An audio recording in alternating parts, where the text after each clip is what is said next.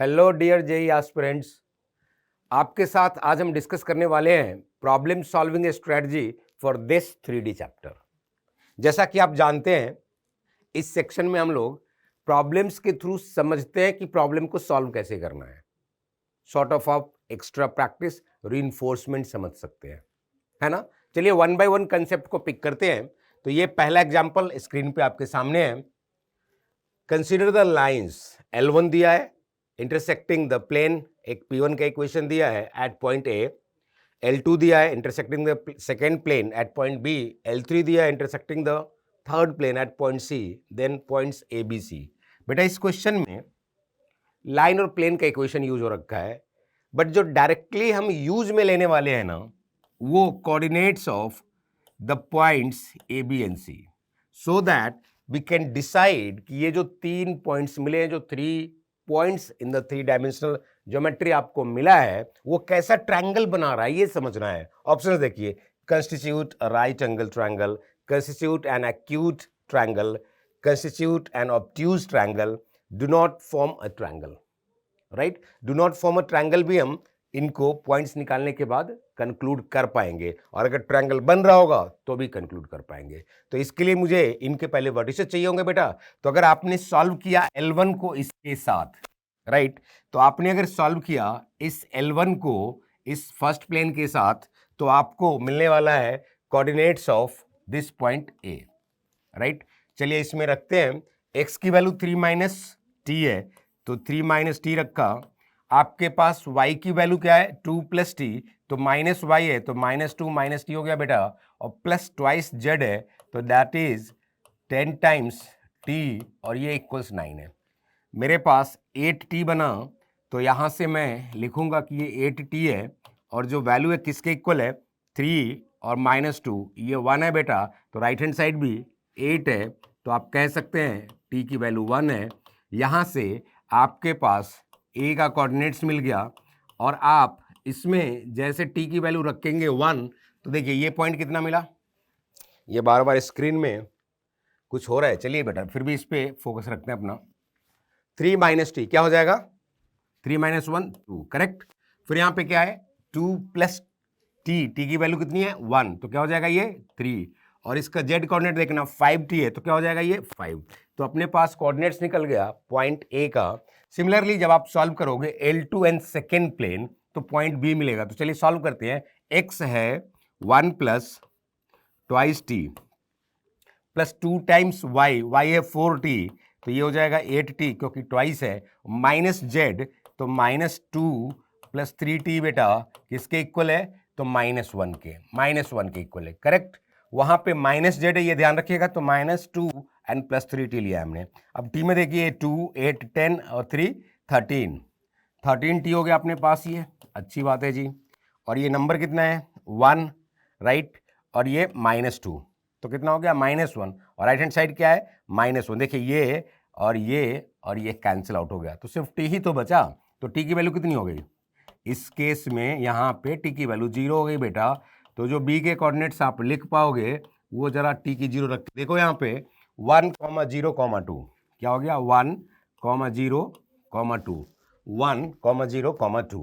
अब जब third vertex के लिए सॉल्व करोगे थर्ड लाइन को थर्ड प्लेन के साथ, तो x आपके पास है equals y minus 1 equals twice Z है, ट्वाइस जेड। सबको चाहो तो जेड में रख के सॉल्व कर लो, और फिर यहाँ पे आप प्लेस करोगे तो कोऑर्डिनेट्स निकल जाएगा। तो 4x में आ जाएगा 8z, राइट, माइनस वाई, तो y की जगह आप रख पाओगे 2z प्लस 1, तो माइनस वाई का मतलब माइनस ट्वाइस जेड और -1, राइट, और प्लस 3z को तो 3z ही रखे आप, और ये किसके इक्वल है 8 के इक्वल है। अब आप देखें 8 और ये 3 कितना हो गया 11, 11 से 2 माइनस हुआ तो कितना हो जाएगा बेटा 9z, और 9z किसके इक्वल हो गया -1, राइट साइड ले जाओगे तो 8 + 1 9, तो z की वैल्यू बेटा 1, z की वैल्यू 1 आ गई। इसका मतलब c का कोऑर्डिनेट्स आपको मिल गया। क्या मिल गया, z की वैल्यू 1 रखेंगे आप, तो x की वैल्यू कितनी आ जाएगी 2, z की वैल्यू 1 रखेंगे आप, तो y की वैल्यू कितनी आ जाएगी 2 + 1 3, और z की वैल्यू तो 1 ही है, तो z कोऑर्डिनेट 1 हो गया बेटा ये। तो ये आपके पास क्या हो गया, ये सी वर्टेक्स निकल चुका है। अब आपको कंक्लूड करना है, तो आप यहां से क्या करें, ए बी वैक्टर लिखें। ए बी वैक्टर मतलब बी माइनस ए कर लेते हैं, तो minus I cap, right, minus 3j and आपके पास 2 माइनस 5 माइनस 3k कैप आएगा। फिर आप ए सी वैक्टर लिख सकते हैं यहां से। तो जब आप ए सी वैक्टर लिखेंगे तो 2 माइनस 2 0, 3 माइनस 3 0 और 1 minus 5 minus 4k cap, right. फिर आप बी सी वैक्टर लिख लें। तो जब आप बी सी वैक्टर लिखेंगे तो आपके पास 2 माइनस 1 आई कैप, 3 माइनस 0 3j कैप और आपके पास आएगा माइनस 1k कैप, राइट। जो आप मेजर करेंगे ए बी का लेंथ, तो आपके पास ये मैग्नीट्यूड होगा 9 9 18, रूट के अंदर में ये 19 है आपके पास। जब आप ए सी लेंथ मेजर करने जाएंगे बेटा, तो ये आपके पास आएगा 4। जब आप बी सी लेंथ मेजर करेंगे तो ये आपके पास आएगा 9 1 10 एंड 1 11, रूट के अंदर में ये 11 है बेटा, राइट। अब इनके लेंथ में रिलेशन देखते हैं, अगर कर पाए तो। ए बी मतलब सम ऑफ द टू अगर इक्वल्स थर्ड हो जाए तो ये कोलिनियर हो जाएगा, ट्रायंगल फॉर्म नहीं करेगा, राइट। तो sum of the two third, sum of the two आपका तो थर्ड कहीं से दिख नहीं रहा है, राइट। स्क्वायर का सम ले ले किसी दो का, sum of the squares of any two, और वो अगर तीसरे के स्क्वायर के बराबर हो जाए तो वो हो जाएगा बेटा राइट एंगल, राइट एंगल। तो आप यहाँ पे देख सकते हैं ये रूट 16 है, तो ये जो लार्जेस्ट एंगल है वो इस साइड के सामने ए बी मतलब एंगल सी पे बन रहा होगा। तो या तो कोसाइन फॉर्मूला लिख सकते हैं, क्योंकि यहाँ पे ये 19 है और इसका स्क्वायर करें आप और इसका स्क्वायर करें तो 16 है, तो दो का सम तीसरे के बराबर नहीं आ रहा है। तो हम क्या करने वाले हैं, कॉस ऑफ सी लिख रहे हैं। ए बी के सामने जो अपोजिट एंगल है कॉस ऑफ सी लिख रहे हैं। अगर आप इस ट्रायंगल को ऐसे समझे कि आपने कुछ ए बी सी ये ट्रायंगल बनाया है, तो आपके सामने ए बी और ए सी और बी सी सारे हैं, ये साइड जब सी डी लिखेंगे तो साइड्स, जब आप cosine formula for angle C लिखने जाएंगे तो बी सी का स्क्वायर 11 है, प्लस आपके सामने क्या आएगा, ये ए सी का स्क्वायर कितना है बेटा 16, और minus opposite side A B का स्क्वायर क्या हो जाएगा 19, डिवाइडेड बाय क्या हो जाएगा 2 टाइम्स बी सी एंड ए सी। एक चीज आप कंक्लूड कर सकते हैं बेटा कि एक पॉजिटिव नंबर है, और जैसा कि आप सब देख पा रहे हैं कि ए बी लार्जेस्ट साइड है, तो जो एंगल सी वो लार्जेस्ट एंगल होगा, और उसका कोसाइन अगर पॉजिटिव है बेटा तो ये एक्यूट एंगल ट्रायंगल है। तो आप कह सकते हैं कि जो ट्रायंगल है वो एक्यूट एंगल है, तो बी फॉर बेस्ट इसका आंसर हो जाएगा। अगर ये निगेटिव आता बेटा तो ऑब्ट्यूज एंगल क्लेम कर देते, ऑटोमेटिकली ये जीरो आता तो क्या क्लेम करते, राइट एंगल। और सम ऑफ द टू साइड्स अगर थर्ड के बराबर होता तो फिर हम बोलते कि do not form a triangle. Clear है? चलिए फिर एक और क्वेश्चन देखते हैं। ये सेकेंड क्वेश्चन आपके सामने, if x, y, z is a point on the line segment QR। ठीक बात है भाई, आपके सामने देखो बेटा, क्वेश्चन सॉल्व करने का जो सबसे बेहतरीन तरीका होता है वो यही कि जो डेटा दिया जाए ना उसे एनालाइज कर लो। तो QR आपको लाइन सेगमेंट दिया गया है और P इस पे पॉइंट दिया गया बेटा, राइट। आपके सामने OP का ये प्रोजेक्शन है, लिखा है ना, such that the projections of vector OP on the axis, मतलब आप OP वेक्टर अगर लिखना चाहें बेटा तो वो बनेगा 13/5 I cap, 21/5 J cap and 26/5 K cap. ये आपका OP वेक्टर बन गया, बहुत अच्छी बात है। तो पूछ रहा है कि P divides QR in the ratio, section formula लगाना है बेटा। आप इसको λ/1 मान ले, इक्वेट कर ले। अगर आप इंटरनल डिवीजन फॉर्मूला लगा रहे हैं और लैम्डा पॉजिटिव रेशियो में आ रहा है तो ये इंटरनल ही रहेगा, और अगर निगेटिव रेशियो में आ जाएगा तो एक्सटर्नल हो जाएगा। तो चलिए सेक्शन फॉर्मूला लगाते हैं। लैम्डा टाइम्स R मतलब 3 lambda, 1 times Q plus 2 divided by lambda plus 1 जो होना चाहिए वो 13/5 इंटू लैम्डा प्लस 1 बेटा, ये ऐसा होना चाहिए। तो यहां से लैम्डा पहले सॉल्व करते हैं और तीनों में सेम लैम्डा आना चाहिए, राइट। तो ये आपके पास हो जाएगा 13/5 लैम्डा प्लस 13/5, वन साइड लेके आए तो ये आपके पास है 3 राइट -13/5 लैम्डा इक्वल्स 13/5 -2, तो ये बेटा हो जाएगा 5 to 10 राइट 3/5। यहाँ पास आएगा 5 3 15 2 lambda by 5 is 3/5, so lambda is 3:2। But बेटा इससे आंसर आप टिक तब करना जब आपके पास सिंगल करेक्ट हो और ये ऑप्शन अवेलेबल हो, क्योंकि हो सकता है कि ये गलत भी हो जाए। गलत कैसे हो जाए? दूसरे के साथ कोई और लैम्डा निकल के आ जाए। यहाँ तो हमने सिर्फ अभी एक्स कोऑर्डिनेट इक्वेट किया था। अब सपोज करें आप वाई कोऑर्डिनेट इक्वेट कर रहे हैं, तो वाई कोऑर्डिनेट के लिए मैं, आप समझ पाए तो कलर चेंज कर पा रहा हूं, तो वाई कोऑर्डिनेट के लिए मैं यहां लिख रहा हूं लैम्डा टाइम्स आर। आर मेरा ये है तो 5 लैम्डा 1 टाइम्स क्यू मतलब ये 3 हो गया, डिवाइडेड बाय लैम्डा प्लस 1, ये मेरा वाई कोऑर्डिनेट 21/5 होना चाहिए बेटा। यहां से जो लैम्डा निकल के आएगा वो चेक कर लेते हैं, तो ये 25 लैम्डा प्लस 15 इक्वल्स है 21 lambda plus 21। This implies 4 lambda आपके सामने इक्वल हो जाएगा 6, so lambda is 3/2। Same lambda आ रहा है। चेक तो अपने को तीसरे के साथ भी करना चाहिए अगर क्वेश्चन की वैलिडिटी चेक करनी है, और अगर क्वेश्चन को आंसर करना है बेटा तो डी फॉर डन, राइट? इसमें कोई डाउट नहीं है। समझ में आया? सिंपल एक सेक्शन फॉर्मूला पे बेस्ड क्वेश्चन था और प्रोजेक्शन कंसेप्ट यूज किया गया था। चलिए अगला क्वेश्चन देखते हैं। ये question number 3। Let ABC be a triangle with vertices at points A, B and C। Coordinates दिया है, 2 अननोन्स हैं lambda and mu. If the median through A is equally inclined with the axis then lambda and mu equals. बहुत ही simple question है बेटा। Median क्या है? Equally inclined है, तो सबसे पहले तो मीडियन का मैं dr लिख देता हूं, 1 1 and 1। ये मीडियन का dr हो गया। अब मीडियन का dr है तो मीडियन का dr इसके कोऑर्डिनेट से लिखते हैं। तो A का कोऑर्डिनेट्स पता है अपने को, B and C lambda and mu में पता है, तो जो ये मिड पॉइंट होगा D वो सेक्शन फॉर्मूला से आप लिख सकते हैं। तो D का कोऑर्डिनेट्स लिखते हैं पहले। तो D का कोऑर्डिनेट जब आप लिखेंगे ना तो B प्लस C/2 आएगा, तो लैम्डा -1/2। और देखो इसका मैं कैलकुलेशन का एक तरीका बताता हूँ। मैं इसको पॉइंट D लिखने के बजाय सिर्फ कोऑर्डिनेट्स लिखूंगा, सो दैट कि dr के टाइम मैं डायरेक्टली सब्ट्रैक्ट कर दूंगा। ये नहीं कि पहले D का पॉइंट्स लिखा और फिर उसमें तो ज़्यादा स्पेस भी चाहिए और कैलकुलेशन में ज़्यादा टाइम लगेगा। फिर 5 + 3 8/2 4 होगा बेटा, और 2 + μ/2 होगा। जो मुझे मीडियन का dr चाहिए ना, तो A के कोऑर्डिनेट्स माइनस करने हैं, तो मैं यहाँ माइनस कर देता हूँ। -2 हो गया, 4 - 3 हो गया बेटा, और यहाँ ये आपका -5 हो गया। ये बन गया dr इसका। इसको सिंप्लीफाई करोगे ना तो देखो -4 - 1 -5/2 हो गया।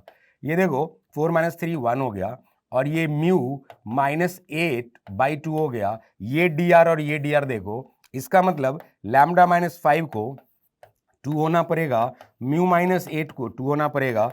तो लैम्डा की वैल्यू बेटा 7 आ गई और म्यू की वैल्यू देखो 10 आ गई। पूछा क्या है आपसे? लैम्डा कॉमा म्यू, मतलब आंसर क्या होगा? 7, 10। ऑप्शन चेक करते हैं, सी फॉर करेक्ट। समझ में आया क्या? तो बिल्कुल आसान होता है, आप बेफिक्र होकर सॉल्व करें। चलिए अगला क्वेश्चन देखते हैं। A variable plane at a distance of 1 unit from the origin cuts the coordinate axis at A, B and C if the centroid of triangle ABC is। देखो वेरिएबल प्लेन ABC से पास कर रहा है, तो आप ये कह सकते हैं कि इंटरसेप्ट फॉर्मूला जैसा कुछ है। तो कोऑर्डिनेट्स मान लिए जाएं पहले, और उसके हिसाब से आप इसे सॉल्व करें, तो आपका काम अपने आप हो जाएगा। जो मैक्सिमम 90% क्वेश्चन IIT लेवल के होते हैं ना बेटा, जो डेटा दिया हुआ है उसके फ्लो में आप काम कर लो, खुद ही सॉल्व हो जाएगा। वो जो 10% क्वेश्चन होते हैं ना, जिसको कि टफ या डिफिकल्ट कहते हैं, वो अलग लेवल के क्वेश्चंस होते हैं, और वो एक आप कह सकते हैं कि इस रेंज को कवर करने के बाद उस पर टारगेट करना चाहिए। तो अभी तो हम स्ट्रेटजी पे काम कर रहे हैं कि कैसे इसको सॉल्व करें। उसी स्ट्रेटजी को इस क्वेश्चन में देखिए। यहां आप कह सकते हैं कि जो इक्वेशन ऑफ प्लेन आपका बनेगा वो x/a, y/b और z/c। यहां पे सिंबल का थोड़ा सा आपको कंफ्यूजन हो सकता है, तो मैं एक काम करता हूं, प्लेन के लिए जो इक्वेशन लिखूंगा उसमें कोऑर्डिनेट एक्सिस के लिए X, Y, Z यूज कर लेता हूं। तो मेरे पास ये इक्वेशन बनेगा, है ना, और इसमें क्या दिया हुआ है उस डेटा को यूज कर लिया जाए, यूनिट डिस्टेंस है ओरिजिन से, तो मैं कह सकता हूं कि डिस्टेंस फॉर्मूला जब लिखूंगा 1/√A² plus 1/BA² plus 1/CA², इसकी वैल्यू 1 होनी चाहिए। इसका मतलब बेटा ये हुआ कि 1/A² plus 1/BA² plus 1/CA² की वैल्यू क्या हो गई, ये आपके पास 1 हो गया।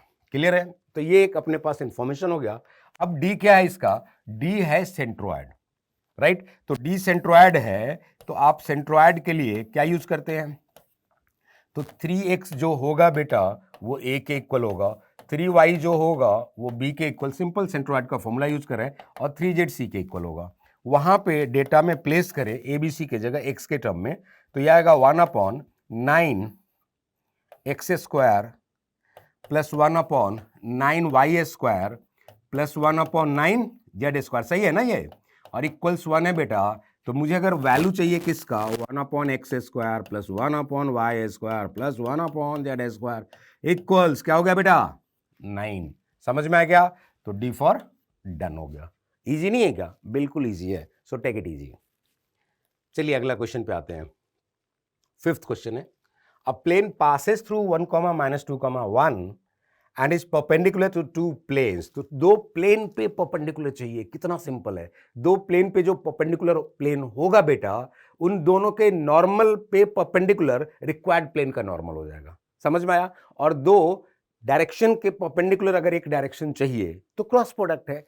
तो मेरे पास यहां पे देखो, पहले प्लेन का जो नॉर्मल वेक्टर मैं लिखूं तो क्या है, 2, -2 एंड 1, राइट। मैं दूसरे प्लेन के लिए लिखूं तो ये नॉर्मल वेक्टर क्या है बेटा, ये है 1, -1 कंपोनेंट लिख रहे हैं, और ये 2 है, राइट। तो जो मुझे रिक्वायर्ड प्लेन का नॉर्मल n अगर है, ये होगा perpendicular, right, to n1 and n2 भी, राइट। इसका मतलब जो ये n1 क्रॉस n2 आप लिखेंगे ना, वो पैरेलल हो जाएगा n के, वहां से आपको dr मिल जाएगा। तो ये लिखने का तरीका i j k 2 -2 1 1 -1 2 है बेटा। तो मल्टीप्लाई कर लेते हैं, ये -1 और ये +4, तो ये क्या हो जाएगा बेटा, -1 +4 मतलब 3i cap, right.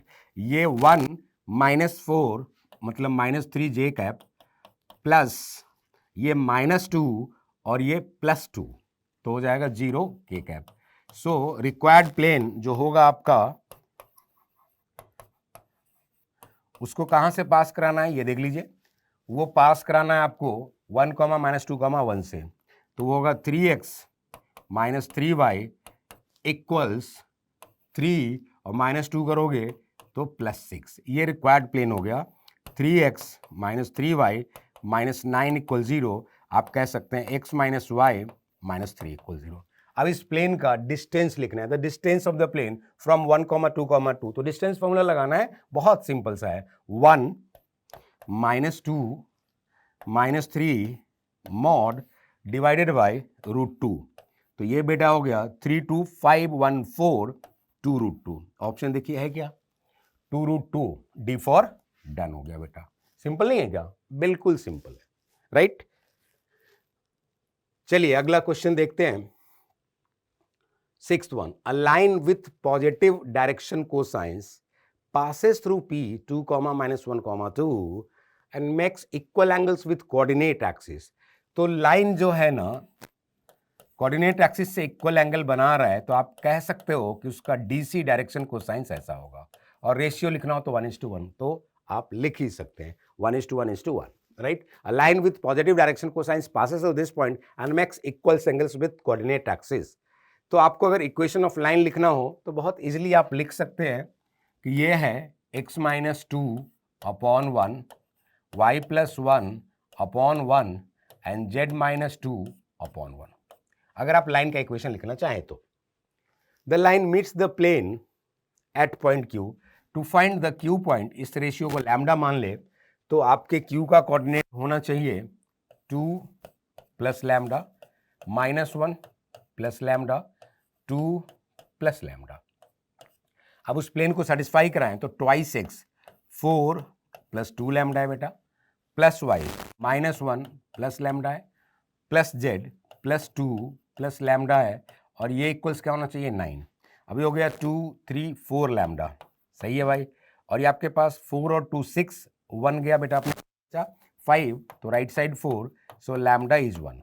Lambda is 1, तो जो क्यू के कोऑर्डिनेट्स है बेटा 2 1 3 हो गया, और ये 0 और ये 2 1 3, राइट, ये क्यू के कोऑर्डिनेट्स हो गए। The length of P Q, so simple ना, डिस्टेंस फॉर्मूला लगा दो भाई, 2 -3 का स्क्वायर 1 -1 0 1 और 2 3 1, द आंसर इज √3। ऑप्शन कौन सा है भाई? सी फॉर करेक्ट। बात समझ में आई क्या?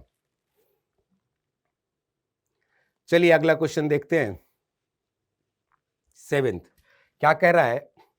Late the line lie in the plane, alpha beta क्या होगा?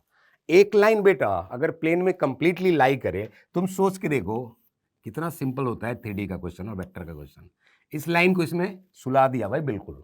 तो लाइन का हर पॉइंट प्लेन को सेटिस्फाई करेगा, तो पहले तो मुझे एक पॉइंट पता है, मैं उसे सेटिस्फाई करा दूं। 2, 1, -2 रखो वहां पे, तो ये हो जाएगा 2 + 3 + 2 अल्फा + बीटा 0, मतलब 2 अल्फा + बीटा, एक इक्वेशन मिल गया बेटा, -5, एक और इक्वेशन जनरेट करेंगे और सॉल्व हो जाएगा। क्लियर बात। दूसरी बात यह क्या होती है कि जो नॉर्मल होगा, तो नॉर्मल टू द प्लेन का डायरेक्शन आप रेशियो को साइंस जो भी आप देखना चाहें, रेशियो में लिख रहा हूं 1 3 एंड माइनस अल्फा है, राइट। और लाइन का आपके पास है ही, तो डॉट 0 होगा, तो 3 और -15 और -2 अल्फा बेटा ये 0 होगा, तो आपके पास 2 अल्फा की वैल्यू कितनी हो गई? 2 अल्फा की वैल्यू हो गई 15 में से 3 गया, आपका कितना बचा? 12, तो -12 है ना। तो अल्फा की वैल्यू -6। अल्फा अगर -6 है बेटा, तो जो बीटा की वैल्यू होगी, अल्फा -6 रखोगे तो -12 होगा, -12 को अदर साइड भेजोगे तो +12, तो बीटा 7 हो जाएगा। तो आंसर आपका -6, 7, डी फॉर डन फिर से आ गया बेटा। इजी नहीं है क्या? बिल्कुल इजी है। देखो वेक्टर एंड 3D इंपॉर्टेंट भी बहुत है और स्कोरिंग है, स्कोरिंग है। इनके जो छोटे छोटे कंसेप्ट है ना, बोलते हैं ना, नजाकत जो इस चैप्टर का है उसका केयर कर लीजिए, मजा आ जाता है, राइट। चलिए अगला क्वेश्चन देखते हैं। If the angle between the line and the plane is this one, then lambda.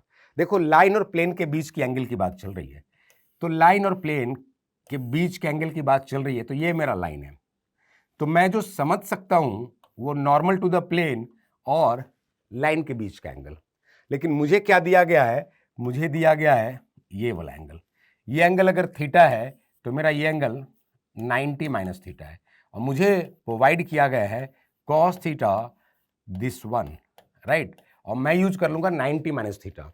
तो मेरे पास जो लाइन है वो लिखा गया है x - 0/1, y - 1/2, z - 3 लैम्डा बेटा। तो इसका dr हो गया 1 2 एंड लैम्डा, राइट।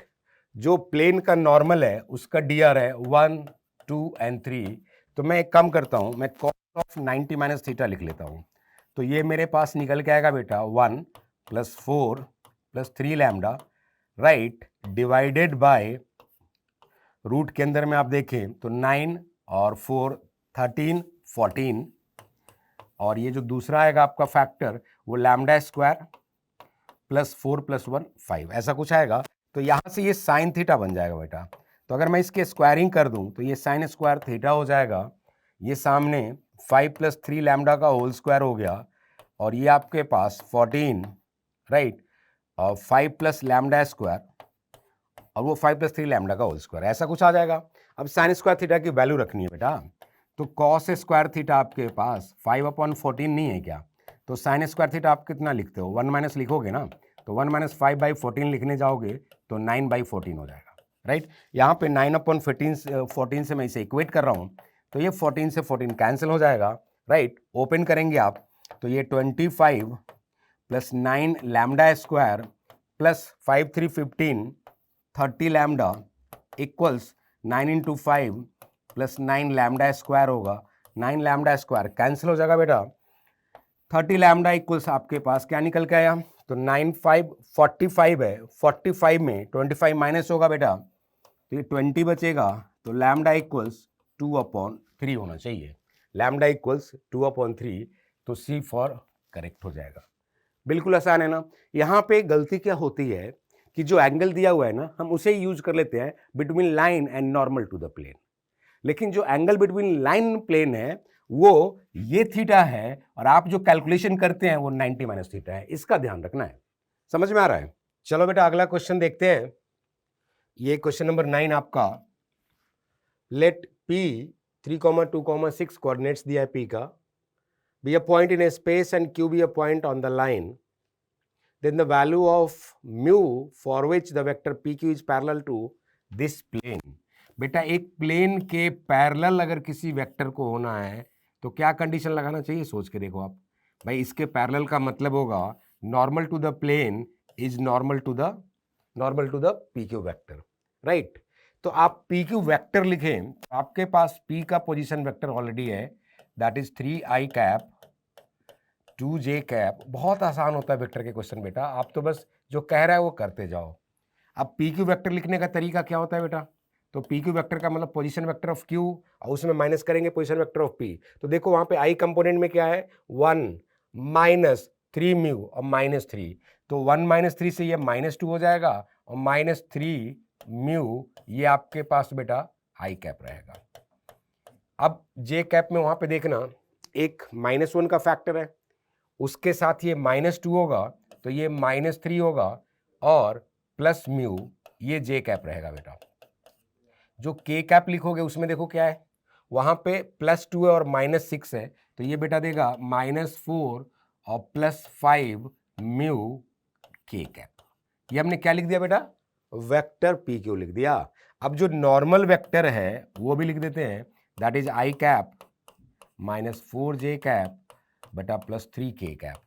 डॉट 0 लिखना है, म्यू खुद निकल जाएगा बेटा, है ना। इसमें आपको बहुत ज़्यादा मैनिपुलेशन की जरूरत नहीं है। तो ये -2 -3 म्यू +12 -4 म्यू -12 +15 म्यू और इसकी वैल्यू 0 करते हैं सिंप्लीफाई भाई।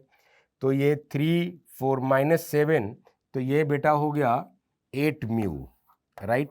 ये -2 और +12 -12 कैंसिल कर लेते हैं, तो ये हो जाएगा इक्वल्स टू, तो जो म्यू की वैल्यू होनी चाहिए 1/4। कोई ऑप्शन है क्या, ए फॉर आंसर हो गया बेटा। क्लियर है, कितना आसान है। चलिए अगला क्वेश्चन देखते हैं, क्वेश्चन नंबर 10। क्वेश्चन नंबर 10 आ जा भाई।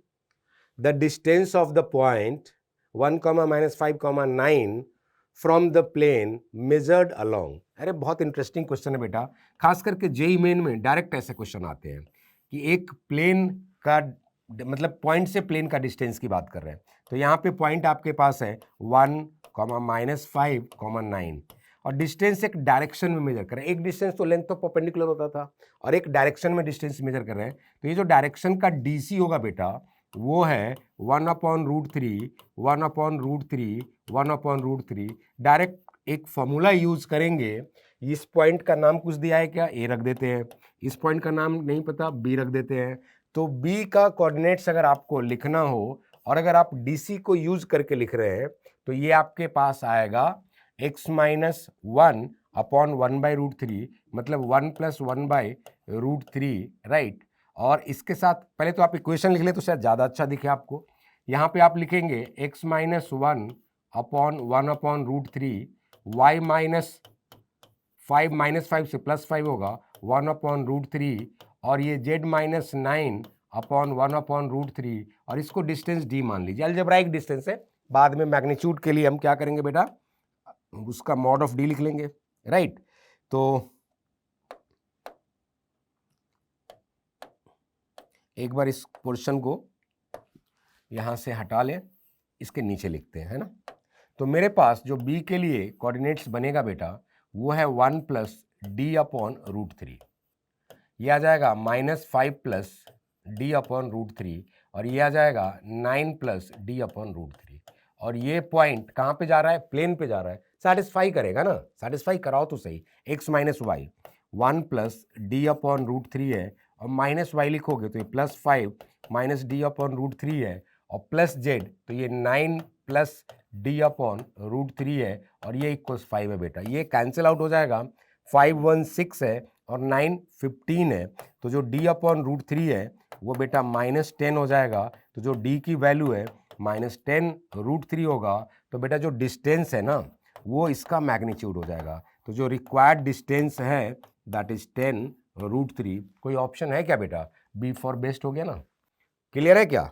तो बहुत आसान होता है बेटा, आपको जो डेटा दिया गया है ना उसको अच्छे से रीड करें, read question carefully, confidently and comfortably, definitely solution आ जाएगा। आईआईटी के 90% क्वेश्चंस बेटा ऐसे ही होते हैं। तो चलिए अगला क्वेश्चन देखते हैं। ये पैराग्राफ है, ये भी आईआईटी के एक पुराने पेपर से लिया गया है। इस पे 3 क्वेश्चन है, 11, 12 एंड 13। ये कनेक्टेड है बेटा, तो एक साथ ये सॉल्व हो जाएगा। करते हैं। ये एक लाइन का इक्वेशन दिया है, ये दूसरी लाइन का इक्वेशन दिया है। पहला चीज तो वो पूछ रहा है कि L1 L2 पे परपेंडिकुलर वेक्टर बताइए। L1 L2 पे परपेंडिकुलर वेक्टर बताइए। मतलब सिंपल सा है कि अगर इस वेक्टर का नाम मैं n कहता बेटा, तो क्रॉस प्रोडक्ट लिखना है IJK, राइट। और ये एडवांस का क्वेश्चन है भाई। तो यहाँ पे 3 1 2 है कंपोनेंट और यहाँ पे 1 2 3 है। यहाँ पे अगर पेपर बनाने वाला आपको घुमाना चाहे तो x का कोफिशिएंट y का कोफिशिएंट बदल देगा। तो जब ये आप DC या DR लिख रहे हैं ना, उस टाइम पे x y z का कोफिशिएंट 1 रखिएगा, इसका ध्यान जरूर रखिएगा। चलिए अब इस पे आते हैं। तो इसको जब आप मल्टीप्लाई करेंगे तो 3 - 4 माइनस आई कैप हो जाएगा बेटा। फिर आपके पास ये जो आएगा 2 - 9 तो -7j कैप हो जाएगा। और ये आपके पास आएगा 6 - 1 5k कैप हो जाएगा बेटा, राइट। तो मुझे क्या चाहिए? यूनिट वेक्टर चाहिए। तो इसका मैं मैग्नीट्यूड देख लेता हूं और इसका मैग्नीट्यूड देखूंगा तो 1 + 49 + 25, तो ये हो गया 75 बेटा। 75 है तो मैं इसको 5√3 लिख सकता हूं। तो जो रिक्वायर्ड वेक्टर है वो मेरे पास i cap + 7j cap -5k cap upon 5√3 हो सकता है, या इसी का माइनस हो सकता है। तो इसका प्लस वाला ऑप्शन अपने पास है -i -7j + 5k अपॉन 5√3, ये हो सकता है।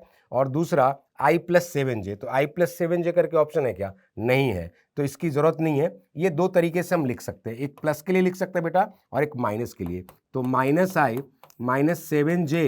-7j + 5k अपॉन 5√3, और ये आंसर हो गया बेटा बी फॉर बेस्ट, राइट। तो मुझे अगर इसमें डी आर की जरूरत है तो 1 7 - 5 मैं यूज कर सकता हूं, या -1 - 7 5 यूज कर सकता हूं। अगर यूनिट वेक्टर में है तो 5√3 से डिवाइड करके यूज कर लेंगे। तो अगले क्वेश्चन में यूज होगा। तो ये डेटा कैरी करेंगे जो कॉमन परपेंडिकुलर है L1 L2 पे। The unit vector perpendicular to both L1 L2, उसका डी आर लेना हो तो 1 7 - 5। क्लियर है? चलिए नेक्स्ट क्वेश्चन देखते हैं। जो डी आर निकाला था वो लिख देते हैं, 1 7 - 5। इस डी आर की जरूरत पड़ सकती है, राइट। ये किसका था? तो L1 L2 पे जो परपेंडिकुलर है उसका था, राइट। अब क्या कह रहा है? The consider the lines the shortest distance between L1 and L2। Obviously skew lines के बीच के डिस्टेंस की बात चल रही है। तो आप जब शॉर्टेस्ट डिस्टेंस लिखते हैं बेटा तो कैसे लिखते हैं? जैसे ये आपके पास स्क्यू लाइंस है, तो यहाँ पे कोई पॉइंट है ए बी, तो आप इससे ए बी वेक्टर लिखते हैं और आप इसमें कॉमन परपेंडिकुलर भी जान रहे होते हैं, राइट। तो इस केस में जो ए पॉइंट है मेरे लिए बेटा वो है -1 -2, अभी एक्सप्लेन करते हैं बेटा, कोई दिक्कत नहीं है, -2, -1, राइट। जो बी पॉइंट है मेरे लिए क्या है? वो है 2 -2 एंड 3। देखो -1 -2 -1 -1 -2 -1 2 -2 3, राइट। तो मुझे अगर बेटा ए बी वेक्टर लिखना हुआ तो b - a करेंगे तो 2 1 3 हो जाएगा, और ये 0 और ये +4k हो जाएगा। तो अब आप क्या करें, इस ए बी का डॉट प्रोडक्ट n कैप से लिखें और इसका मैग्नीट्यूड ले लें। तो ए बी का डॉट प्रोडक्ट n कैप का मतलब क्या हुआ बेटा? इस ए बी का projection along the common perpendicular हो गया, वही शॉर्टेस्ट डिस्टेंस होता है। तो जब आप इसके साथ डॉट प्रोडक्ट लिखने जाएंगे तो 3 और ये -20, ये मॉड डिवाइडेड बाय 5√3, तो ये बेटा हो गया 17 अपॉन 5√3। कोई ऑप्शन है क्या? यहाँ पे 17/5√3 ऑप्शन है डी फॉर डन। हो गया, क्लियर ना? कितना आसान है शॉर्टेस्ट डिस्टेंस का फॉर्मूला। भाई दोनों लाइंस पे अपने पास एक एक पॉइंट होता है, उससे ए बी वेक्टर लिख दिया, कॉमन परपेंडिकुलर निकाल लिया, तो A B dot N cap, done. Magnitude ले लिए तो आंसर है। चलिए अगला क्वेश्चन देखते हैं। तो अगला क्वेश्चन में ये डेटा कैरी करना पड़ेगा। डी आर क्या था 17 - 5, ये कैरी करेंगे, ठीक है। यहां पे क्या कह रहा है कि the distance of the point 1,1,1 from the plane passing through the point -1, -2, -1 whose normal is perpendicular to both. तो जो नॉर्मल है प्लेन का वो दोनों लाइन पे परपेंडिकुलर है बेटा। तो दोनों लाइन पे अगर कोई परपेंडिकुलर है बेटा, कोई लाइन दोनों लाइन पे, तो इसका मतलब क्या है, कॉमन परपेंडिकुलर के पैरेलल है। तो मतलब इक्वेशन ऑफ प्लेन जो होगा वो x + 7y - 5z = d होगा बेटा। और इसको पास कहां से करना है, इसको पास करना है पासिंग थ्रू -1, -2, -1, तो -1 - 2 एंड -1 ये हो जाएगा d बेटा। तो d की वैल्यू क्या हो गई, d की वैल्यू -10 हो गई, राइट। सो इक्वेशन हो गया x + 7y - 5z + 10 = 0। क्लियर है? अब डिस्टेंस कह रहा है किसका, 1,1,1 का। तो distance formula 1 + 7 - 5 + 10 divided by 5√3, right. अब देखिए ये कितना हो गया, 7 1 8 18, 5 से बचा कितना, 18 - 5, तो आपके पास 13 हो जाएगा। 10 7 17 18 5 13 अपॉन 5√3। कोई ऑप्शन है क्या, देखिए ना, 13/5√3, 13/5√3 नहीं दिख रहा है? अच्छा दिखाते हैं ना, ये रूट के अंदर 75 नहीं हो जाएगा क्या? तो आपका C4 करेक्ट हो गया बेटा, 13/रूट के अंदर में 75। क्लियर है? बिल्कुल आसान है बेटा।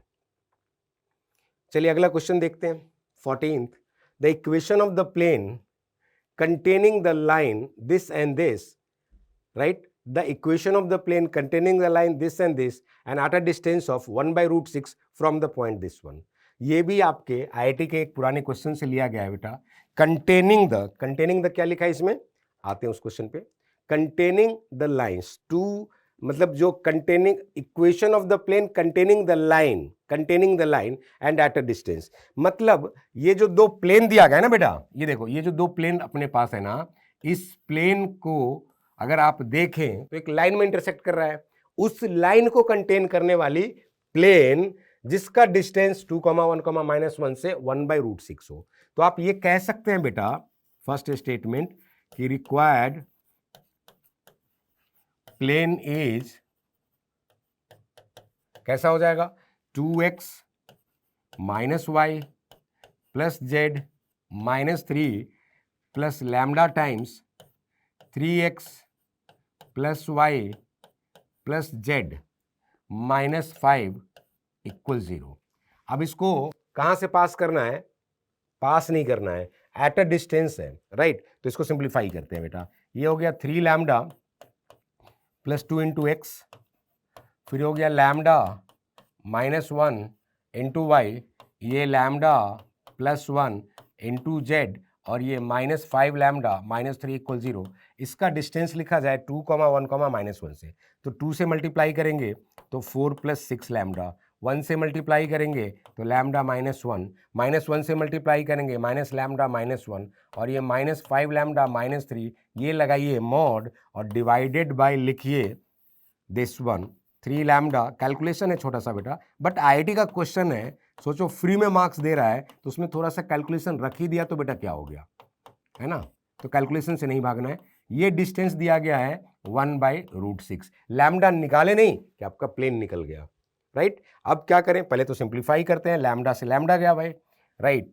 ये अपने पास 6 लैम्डा -5 लैम्डा, तो बचा क्या, एक लैम्डा बच गया। ये +4 और ये -1 -3 से +4 गया, राइट। तो बचा क्या अपने पास, -1 बच गया। तो ये लैम्डा -1 हो गया। स्क्वायरिंग कर लेंगे तो 6 टाइम्स लैम्डा -1 का स्क्वायर हो गया। इस साइड में जो बचा बेटा उसको लिख लेते हैं 3 लैम्डा + 2 का होल स्क्वायर है, और ये जब आप लिखने जाएंगे तो 2 लैम्डा स्क्वायर + 2 लिखा हुआ है ये। इसको ओपन किया जाए तो ये 9 लैम्डा स्क्वायर + 3 2 6 12 लैम्डा + 4 है, और ये 2 लैम्डा स्क्वायर प्लस 2 है बेटा, लेफ्ट हैंड साइड में 6 lambda square minus 12 lambda plus 6 है बेटा। अब देखिए 9 lambda square, 2 lambda square, 11 lambda square, इसमें से 6 लैम्डा स्क्वायर हटा दीजिए तो बचेगा कितना, 5 लैम्डा स्क्वायर। फिर यहाँ पे 12 लैम्डा है और यहाँ पे देखिए माइनस 12 लैम्डा है तो कितना हो जाएगा, वन साइड लाएंगे तो 24 लैम्डा हो गया। यहाँ पे आपके पास क्या है भाई, यहाँ पे 4 to 6 है तो 4 to 6 है तो 6 कैंसिल हो गया ना बेटा। अब इसके इक्वल में 0 होना है, 0 होना है तो जो लैम्डा की पॉसिबल वैल्यू है वो -24/5 एंड 0। 0 इसलिए नहीं ले रहे हैं बेटा कि फिर वो इसी प्लेन की बात कर रहा होगा, जब 0 लेंगे तो वो इसी प्लेन की बात कर रहा होगा। राइट, आते हैं उस क्वेश्चन पे। राइट, जब हम 0 ले रहे होंगे बेटा, जब हम 0 ले रहे होंगे ना तो ये जो बात करेगा वो इस फर्स्ट प्लेन की बात कर रहा होगा। राइट, और हमें क्या चाहिए, हमें चाहिए इनके इंटरसेक्शन से पास करने वाली जो 1/√6 है, मतलब ये भी एक प्लेन है, ये भी एक प्लेन है। तो आप अगर इसका कैलकुलेशन कर ले इस पॉइंट से तो 2 to 4 है बेटा, और ये -1 है, और ये -1 है, ये -3 है, डिवाइडेड बाय 4 5√6 है बेटा, और ये 3 1 4, तो ये भी एक ऑप्शन है बेटा, ये भी एक ऑप्शन है। ये खुद 1/√6 डिस्टेंस पे है, इसलिए ये वैल्यू आ रखा है। तो आपके पास दो प्लेन्स बनेंगे बेटा, ये दो प्लेन्स जो आप लिख पाएंगे, एक तो directly 2x - y plus z -30 होगा। राइट, एक तो प्लेन यही हो जाएगा बेटा। आप चेक कर सकते हैं 2, 1, -1 से इसका डिस्टेंस कितना है, 2 -1 -3, तो 3 1 4 कैंसिल, 1/√6 है। जो दूसरा आपके पास आएगा -24/5 रखने से यहाँ पे बेटा, तो -24/5 रखेंगे तो -72/5 होगा बेटा, और ये 10 टाइम्स, तो ये कैलकुलेशन कर लेते हैं। जो मुझे कोफिशिएंट चाहिए होगा बेटा वो 3 लैम्डा, तो -72/5 है प्लस 2, तो ये 10, तो -62/5, एक कोफिशिएंट तो ये आएगा। राइट, दूसरा है लैम्डा -1, तो इसमें -1 करेंगे तो -29/5 आएगा, -1 किया तो ये आ जाएगा। तीसरा है लैम्डा +1, तो +1 करेंगे तो -19/5 आएगा। तो जो इक्वेशन बनेगा मेरे पास उसमें एक और कोफिशिएंट चाहिए होगा तो उसको डायरेक्ट लिख देते हैं। ये आपके पास आएगा -62/5x -62/5x, फिर आपके पास आएगा -29/5y, फिर आपके पास आएगा -19/5z, और इक्वल्स में बेटा 5 लैम्डा प्लस 3 आ जाएगा। तो 5 लैम्डा की वैल्यू -24 आ जाएगी, और +3 करेंगे तो -21 आ जाएगा। तो आप इसको सिंप्लीफाई करके सेकेंड प्लेन को लिख सकते हैं 62x + 29y + 19z equals, minus से मल्टीप्लाई किया है तो सारे कोफिशिएंट्स पॉजिटिव में कन्वर्ट हो जाएंगे, 105। तो दो प्लेन्स इसके आंसर होंगे, 2x - y + z - 3 = 0, और दूसरा है 62x + 29y + 19z = 105। अगर ये कहता कि equation of plane different from this तो सेकेंड आंसर होता। वो कह रहा है equation of plane containing the line जो दो प्लेन से बन रहा है and at a distance 1/√6 from the point 2, 1, -1, तो दोनों सेटिस्फाई कर रहे हैं, दोनों आंसर होंगे। समझ में आया क्या? चलिए एक और क्वेश्चन देखते हैं। ये आपके पास है, let x, y, z be points with integer coordinates satisfying the system of homogeneous equation. The number of such points for which x² + y² + z² less than equals 100 है बेटा।